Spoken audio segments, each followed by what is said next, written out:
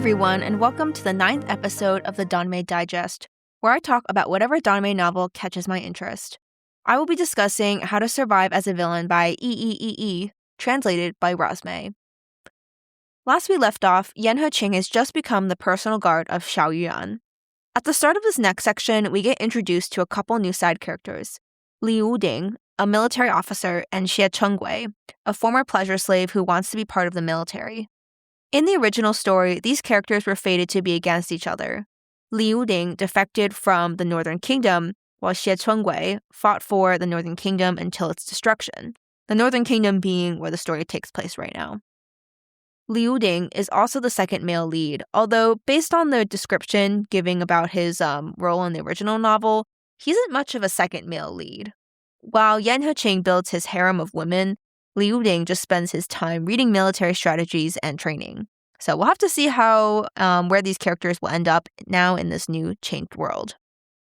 We also get a couple of cute interactions between Xiao Yu'an and Yan Heqing as they continue about their lives as emperor and personal guard.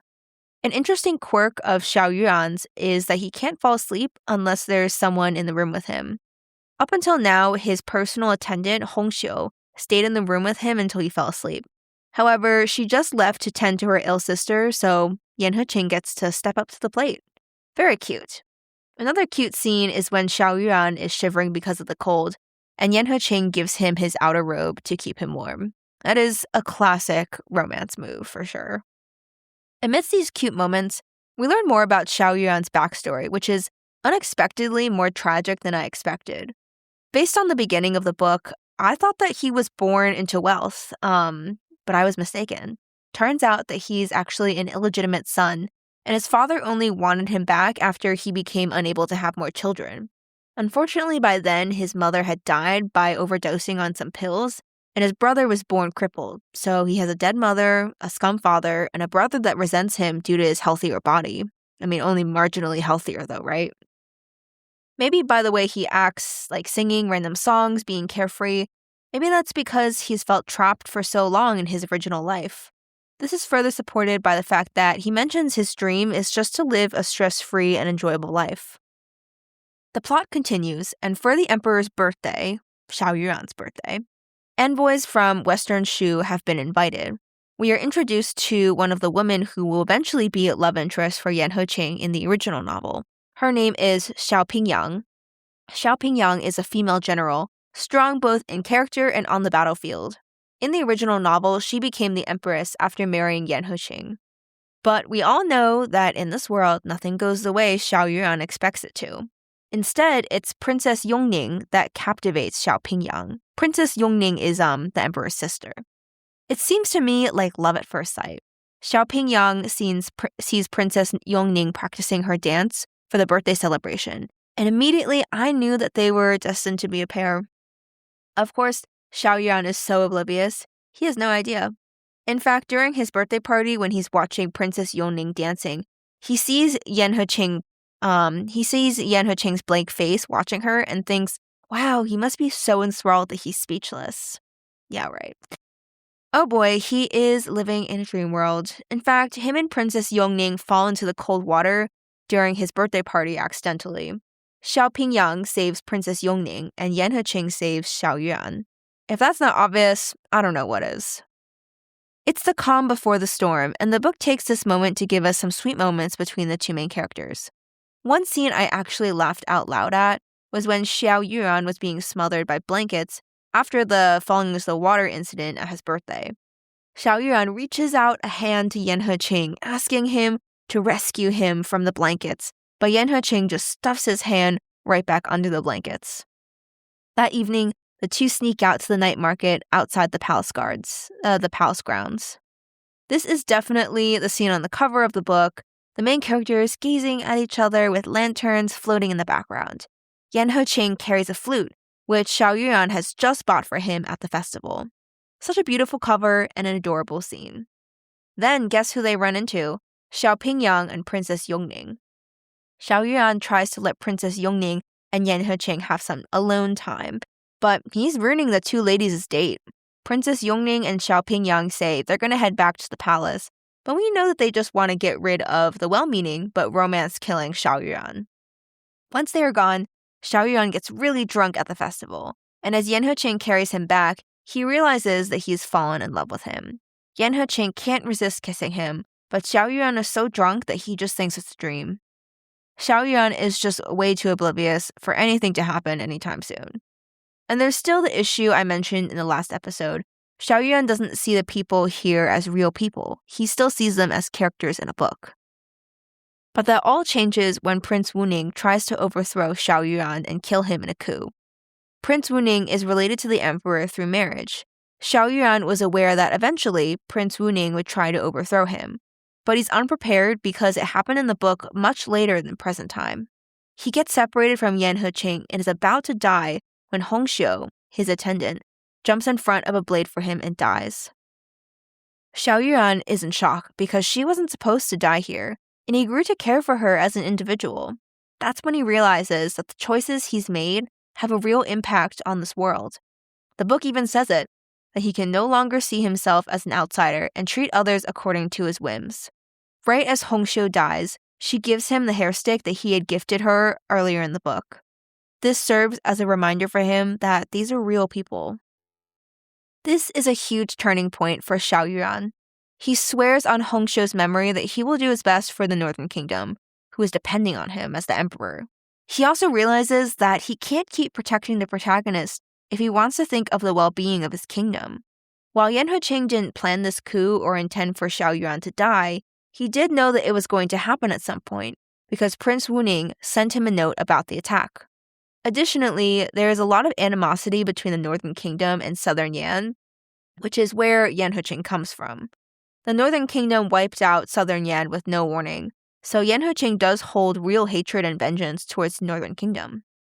The Northern Kingdom also had loved ones killed in the war against the Southern Yan, so the politics at play won't allow for Xiao Yu'an to prioritize his two agendas, protecting Yan Heqing and protecting his kingdom.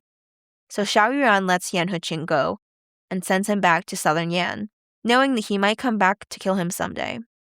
The farewell between the two is sad because the next time they meet, it'll be as enemies.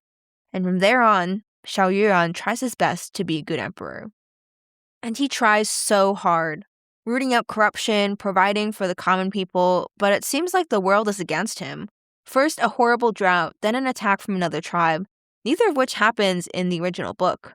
Then Southern Yan launches their attack. They are running out of money and food and being attacked on all sides.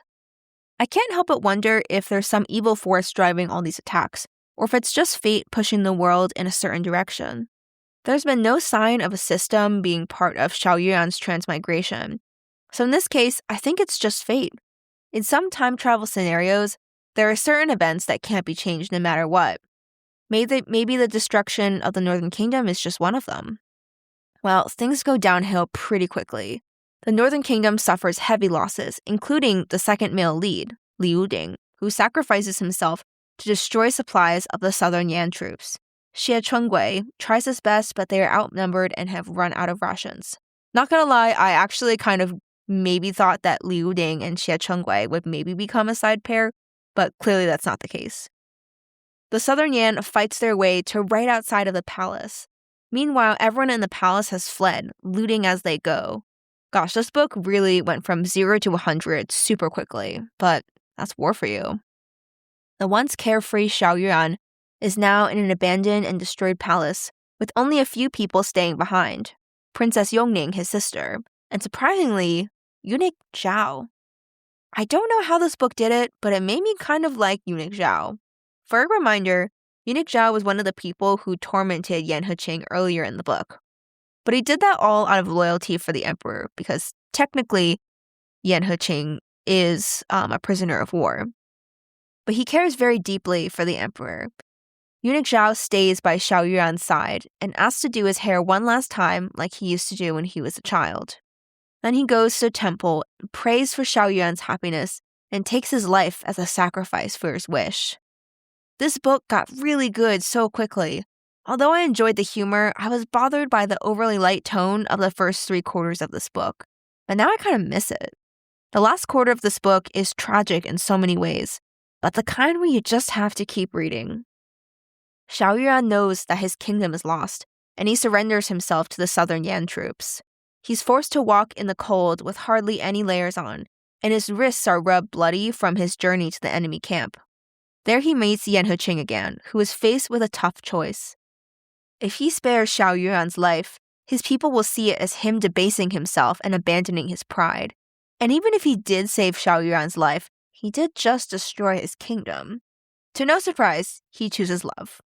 Although this choice was expected, it still takes a lot of courage to choose the person you love over the pride and respect of your people.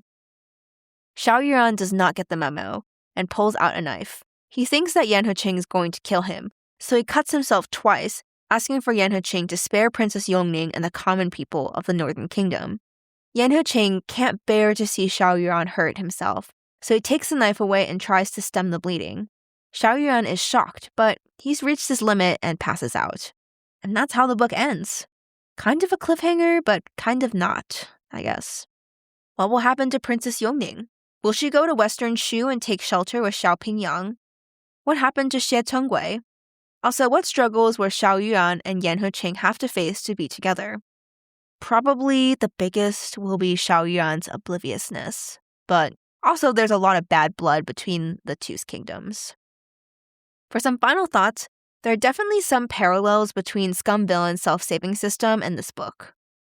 Both main characters are pretty oblivious to love interest feelings, since they are both transmigrated into the body of a villain who dies in the original book. It starts off pretty lighthearted, but then dives into some angst and misunderstandings later, and also the humor is not quite the same, but the vibe does feel similar in some ways. Well, as I mentioned earlier, I grew from feeling just meh about this book to really growing attached at the end. I feel a lot more invested in the characters after the intensity of this last quarter. But the first part of the book was necessary to build the initial relationship between Xiao Yu'an and Yan Heqing, and also lay the groundwork for Xiao Yu'an's character development.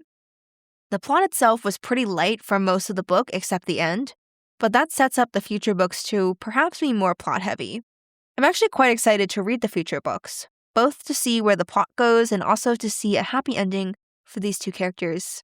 It started off as a 3 out of 5, but ended as a 4 out of 5.